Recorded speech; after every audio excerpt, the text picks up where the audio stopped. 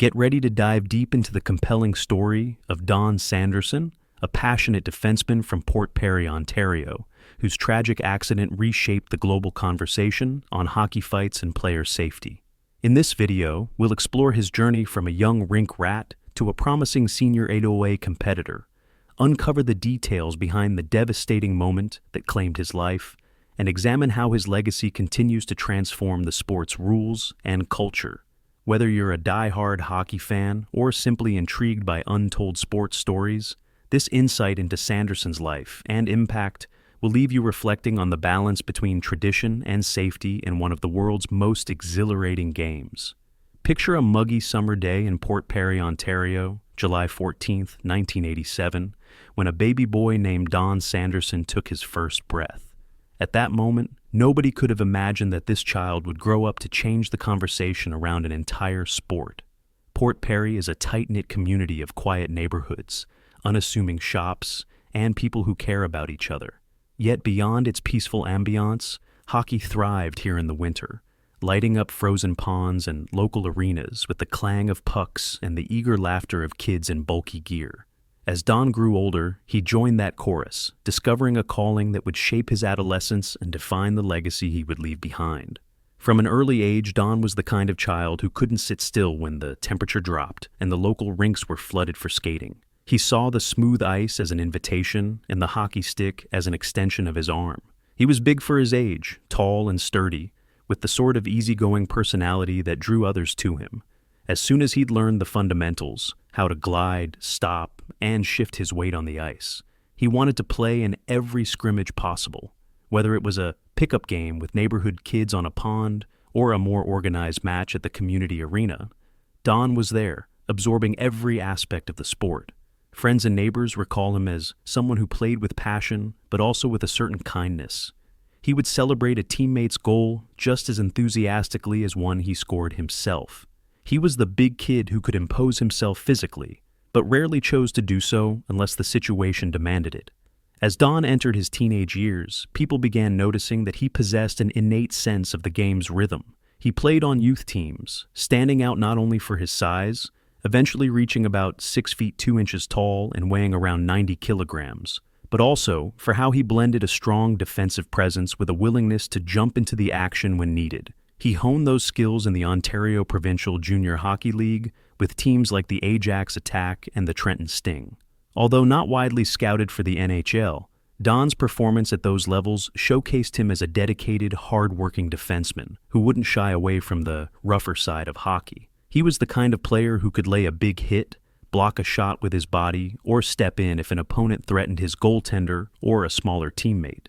And yet, despite that edge, Don's friends and coaches described him as having a gentle, friendly nature off the ice. Beyond hockey, Don showed curiosity and ambition in academics. He enrolled at York University in Toronto, focusing on kinesiology, a field that combined his love for sports with a scientific interest in how the human body moves.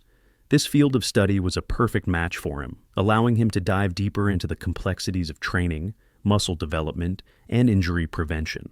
It also made him see the game with a more analytical eye, how a shift in a player's stance could improve speed, how certain routines might help reduce fatigue during a grueling season. Between hockey practices, Don spent hours buried in textbooks, juggling the dual responsibilities of a student athlete. He commuted between lectures, labs, and the rink, forging a routine that left him happily exhausted at the end of each day. Life was a juggling act, but he embraced it, telling teammates that he loved the challenge of bridging the academic and athletic worlds. At some point in 2008, Don joined the Whitby Dunlops, a Senior AAA team in Major League Hockey, part of the Ontario Hockey Association. In hockey terms, Senior AAA is a top-level amateur league for players aged 21 and older, often featuring ex-junior or ex-pro players who still have a deep passion for the game. Although some see these leagues as second fiddle to major junior or pro circuits, for Don, it was a golden opportunity to keep competing at a high level. He was stepping onto the ice with men who shared his dedication and grit, many of whom had traveled widely in the hockey world. The Dunlops themselves carried a storied local reputation, with a name going back to earlier eras of Canadian hockey. Joining the Dunlops wasn't just about wearing a new uniform, it was also about stepping into a proud tradition of the sport in Ontario. Don's presence on the Whitby blue line became an immediate talking point. He was tall and solid, a defenseman who knew how to clog passing lanes, lift an opponent's stick at the last second, and deliver the kind of body checks that roused fans to their feet. In the locker room, however, he was known as the easygoing giant, a teammate who would crack a joke to ease tension before a big game, or help out with extra equipment if someone was short on supplies. He wasn't the type to initiate fights, though he wouldn't back down if an opponent decided to challenge him. Hockey is known for its physical battles, and even at the Senior AAA level, the code of stepping up to protect one's teammates remained deeply ingrained in the culture. Although Don wasn't an enforcer by nature, he was ready to answer the call if a situation demanded it. Despite his robust approach, Don's real love was playing the game in a straightforward, honest manner, staying square on an attacker, making crisp passes, supporting his goaltender by clearing rebounds. But sometimes, in the heat of a match, lines blur, and the game's physical side can bubble over into altercations. Few people worried too much about Don's safety. After all, he was big, fit, and well-versed in protecting himself. Even Don felt secure. He was in an amateur league, not the NHL, so the fights here were typically shorter, less dramatic, or so everyone assumed. When friends at the university asked if he ever worried about injuring himself, he'd shrug it off with an easy grin, explaining that he wore his helmet and gear properly, which minimized risks. Besides, he reasoned, fighting was part of the game's tradition. You brace yourself for collisions, keep your head up, and everything should be fine. That sense of security took a tragic turn on December 12, 2008, in a game between the Whitby Dunlops and the Brantford Blast. For people unfamiliar with the Ontario Senior Hockey Leagues, the Dunlops-Blast rivalry might have seemed routine, but in these regional circuits, each match carries an undercurrent of pride and competition. Brantford's arena was charged with the usual boisterous cheers and good-natured jeers. The stands were filled with families, local fans, and perhaps a smattering of curious onlookers who simply craved a rousing contest. The environment was festive rather than hostile, yet, ironically, it would soon see one of the most devastating incidents in hockey's modern era. Late in the game, tensions rose between Don Sanderson and Brantford's Corey Fulton. Maybe it stemmed from a borderline check along the boards. Maybe a slash had gone unnoticed by the referees. Regardless, tempers flared, and before anyone could blink, gloves were off. Fans whooped with excitement. A fight, however brief, often energizes the crowd in Canadian hockey culture. Fellow players drifted aside to give them space, while the linesmen hovered, ready to intervene if things got out of hand. From the vantage point of the stands, it looked like a classic scuffle, two big guys yanking each other's jerseys, trying to find the right moment to land a punch. Then, in the fracas, Don's helmet came loose. Often in fights, players will attempt to knock each other's helmet off, seeking a perceived advantage. But that night, as Don's helmet slipped free, it spelled disaster. The fight continued for a few seconds longer until both men lost balance and toppled to the ice. Don's bare head struck the cold, unforgiving surface with a sickening thud. The crowd's cheers died instantly. Teammates who'd been amped up to watch a typical hockey fight went from eager to horrified in the space of a heartbeat. As Don lay motionless, trainers rushed over, calling for paramedics. The tension was suffocating. People might have seen fights end in concussions or broken noses before, but the hush that fell over the arena signaled something far worse. In the chaos, some people whispered that perhaps Don had merely been knocked out cold by a punch, that he'd get up in a minute, but he didn't. A wave of realization swept over the rink as they took him off on a stretcher, sirens soon wailing, red and blue lights flashing outside. Rumors circulated before the game had even ended about the severity of his condition. Shock seeped into every corner of the building. Corey Fulton, who had engaged Don in the fight, also seemed rattled, like a man who'd just witnessed a tragedy no one could have foreseen. When the final buzzer rang, the scoreboard felt irrelevant. Everyone understood the real story was now unfolding in a hospital room, not on the ice.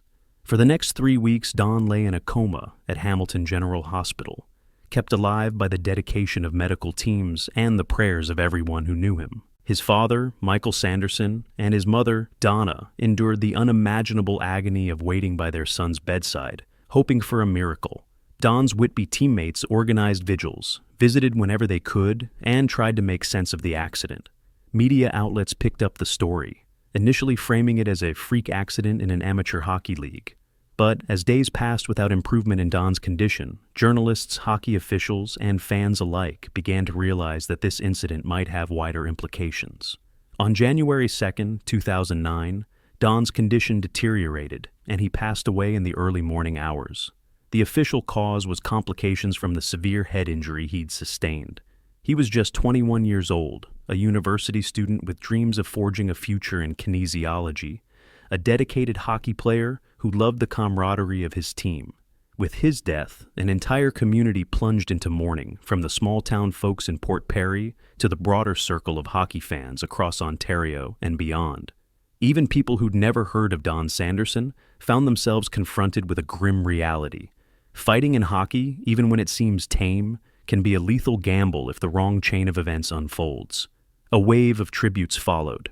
The Whitby Dunlops retired portions of that season to the memory of their fallen teammate, leaving Don's locker as a makeshift shrine. Memorial patches were worn. Moments of silence reverberated in arenas far from where Don had played. Prominent hockey figures, like Walter Gretzky, came to pay respects, acknowledging that while Don was not an NHL star, his sacrifice demanded reflection from every level of the sport. People visited the Dunlops website to leave messages of condolence, heartbreak, and even suggestions for how to prevent such a tragedy from happening again.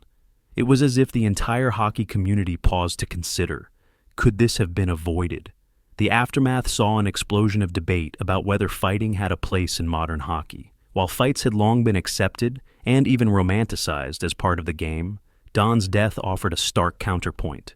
Could a single unlucky fall, triggered by a relatively routine scrap, really snuff out a young life? Hockey purists insisted that fighting was crucial to maintaining order on the ice, controlling dirty play, and preserving an unwritten code of respect among players. They pointed out that fights rarely lead to fatalities, classifying Don's death as an anomaly. Others were outraged by this complacent attitude. If even one fight can kill someone, is that tradition worth preserving? Meanwhile, Don's father spoke out about the tragedy, noting that his son's love for the game didn't hinge on fighting. In fact, Don had once expressed relief that, at the Senior AAA level, he might not have to fight as often as in more cutthroat leagues. In response to the outcry, the Ontario Hockey Association and other organizations began reviewing equipment standards and the enforcement of helmet rules. Some leagues implemented or reinforced penalties specifically for removing helmets during a fight. A few called for mandatory face protection, at least for younger players, while others suggested banning fights altogether.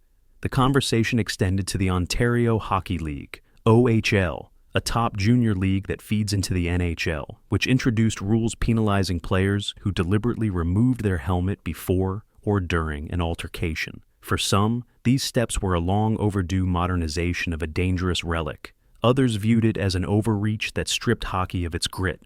Regardless, Don Sanderson's name was central to the discourse, cited in articles, sports talk shows, and league meetings. One might wonder why this tragic story resonated so strongly when, historically, fights in hockey had resulted in injuries but seldom in death. The reason lay in how profoundly Don's accident demolished the myth that serious consequences were almost impossible. Hockey fights had always looked dramatic, gloves flying, fists swinging, but an unspoken assumption was that referees would break it up, or that at worst, someone would get a concussion or a black eye.